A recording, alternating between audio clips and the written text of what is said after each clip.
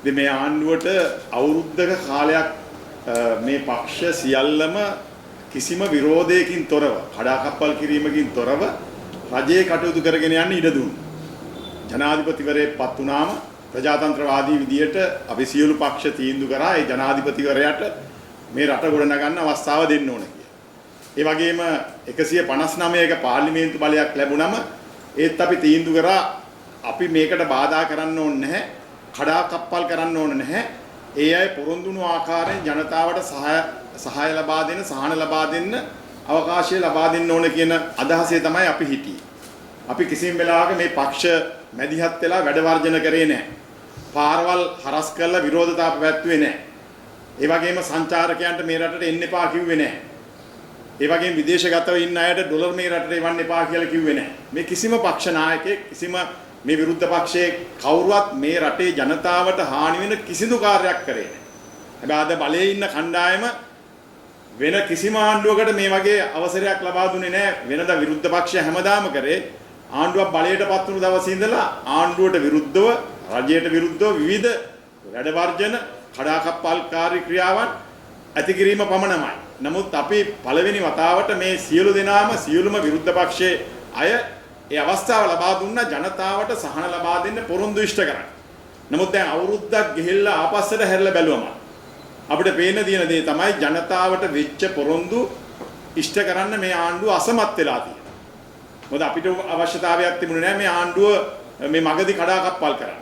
අවුරුදු 5කට බලය දුන්නා නම් අවුරුදු 5ක් පාලනය කරන්න අවස්ථාව දෙන්න ඕන කියන මතය තමයි අපි හිටියේ.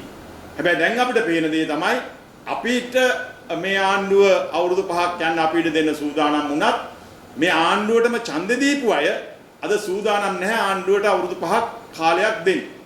දැන් ආණ්ඩුවට ඡන්ද දීපු අයම ඇවිල්ලා කියනවා මේ ආණ්ඩුව වහාම එලවන්න ඕන කියලා. දැන්ටමත් ඒක කියන්න පටන් අරගෙන තියෙනවා. අපි දැන් ඇවිදිනකොට අපිට කියනවා ඇයි බලාගෙන ඉන්නේ? ඇයි මේ ආණ්ඩුව තවත් යන්න දෙන්නේ? මේ රට විනාශ වෙන්න දෙන්නේ ඇයි කියන පණිවිඩය අපිට දෙමින් තිබෙනවා. අපිට අභියෝගය ඉදිරිපත් කරමින් තිබෙනවා. සාමාන්‍ය ජනතාව වගේම මේ ආණ්ඩුවට බලයට එන්න උදව් කරපු කණ්ඩායම අද කියන්න පටන් අරගෙන තියෙනවා. දැන් මේ ආණ්ඩුව වෙච්ච පොරොන්දු කීපයක් මම හිතන්නේ දැන්ට අපේ ලේකම්වරු මේ ගොඩාක් අය කාරණා ගණනාවක් කිව්වා. මම ඒ නිසා කීපයක් මතක් කරන්න කැමතියි. මූලිකවම මේ ආණ්ඩුවට සාමාන්‍ය ජනතාවගේ බලාපොරොත්තු කීපයක් තිබුණේ. ඒ තමයි ජීවන වියදමට සහනයක් ලැබෙයි කියලා.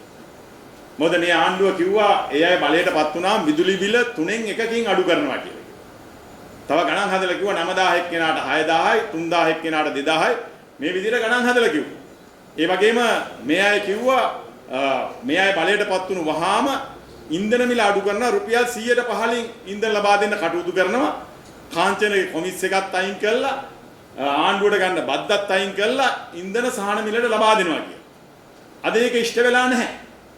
ඒ වගේම කාර් එකක් ලක්ෂ 12ට කාර් එකක් ගන්න බලාපොරොත්තු වෙන ඡන්ද දීපුවයත් මේ ආණ්ඩුවට ඉන්නවා. ඒ පොරොන්දුව ඉෂ්ට කරෙත් නැහැ. ඒ වගේම කිව්වා අත්‍යවශ්‍ය භාණ්ඩවලට තියෙන බදු අයින් කරනවා කියලා. අඩු කරනවත් නෙවෙයි කිව්වා අයින් කරනවා කියලා. ඒක බොහොම ජයට කියපු කතාවක්.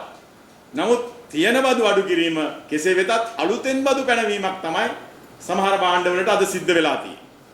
ඒ වගේම බෙහෙත් පාසල් උපකරණ වලට තියෙන බදු සම්පූර්ණ ඉවත් කරනවා කියනවා.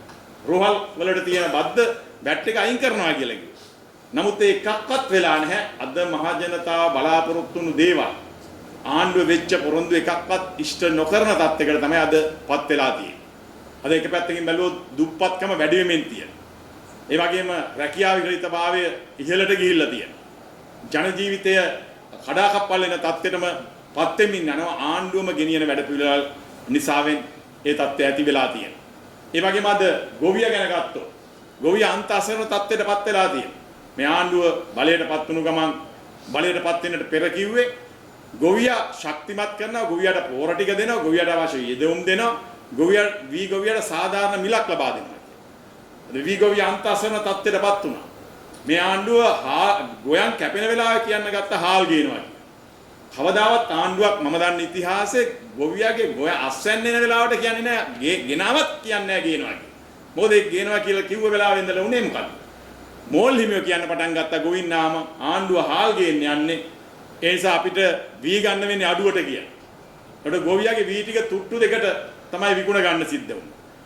දැන් අන්න ආයෙත් හාල් ගේන්න යනවා. මේ ආණ්ඩුව ඉඳපු කට්ටිය විරුද්ධ පක්ෂින් දෙද්දි කියපු ලොකු සටන් පාටයක් තමයි හාල් ගේනකොට ඇමතිවරුන්ට කොමිස් යනවා කියලා. වෙළඳ ඇමතිට වාසී කිව්වා. අනිත් ඇමතිවරුන්ට හොඳයි කිව්වා. ආණ්ඩුවට වාසී කිව්වා. හැබැයි මේ ආණ්ඩුව තරම් වේගෙන් හාල් ගෙන්නන්න පටන් ගත්තේ නැහැ කවුරුවත්. දැන් පසුගිය වතාවෙත් ගෙනා දැනුත් දැන් හාල් ගෙන්නන්න යනවා. ඒතකොට මේ හාල් ගෙනීමේ අඩු ගානේ පාරිභෝගිකයටත් මේ වාසිය නැහැ මේ සහල් වල සහ අනිකුත් ද්‍රව්‍ය වල අත්‍යවශ්‍ය දේවල් වල ඒ වගේම ගොවියටත් ඒ සහනය ලැබුණේ නැහැ. ගොවියත් අසරණ වෙලා පාරිභෝගිකයත් අසරණ වෙලා තියෙන තත්ත්වයක් තමයි අද පේන්න තියෙන්නේ.